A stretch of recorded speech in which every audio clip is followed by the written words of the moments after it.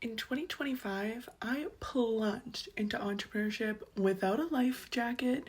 And yes, it is a plunge, not a jump, because it is a wild journey if you do choose that route. So, if you're thinking about maybe having a side hustle or a business in 2026, come watch me for the next 25 days.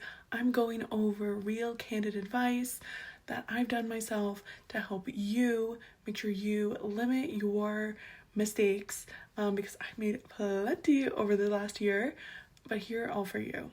So, the first one that I've noticed is a lot of people overthink the legal structure of their venture. And so, once you make certain business decisions, the legal structure that's right for you usually reveals itself. So, for example, if you want outside investment or including venture capitalists to invest in your venture, you're actually going to want to take the corporation route, specifically the C Corp, because that is the structure that is best well equipped for everything that goes along with outside investors. It is also an industry standard that your venture would be filed in Delaware.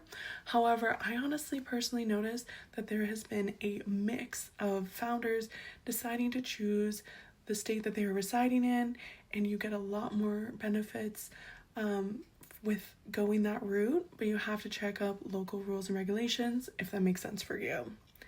Secondly, if you are a team of one, you do not have to choose the sole priorship. So that specific one is a really interesting structure because you are personally liable for anything that involves the business. So for example, if you get sued, any of your personal assets are liable to be in that lawsuit.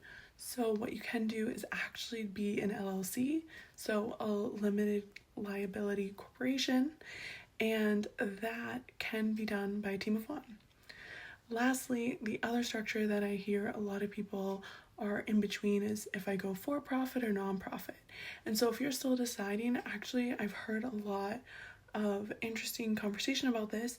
So it's actually better to be a for-profit first and then down the line figure out you want to be a nonprofit rather than reverse. But there are a lot of rules and regulations with that. So do seek legal counsel online and do your own research to figure out which one is best for you. But those are just 3 things that I noticed that once people figured out, they're like, oh yeah, this is the right structure for me. All right, see you tomorrow.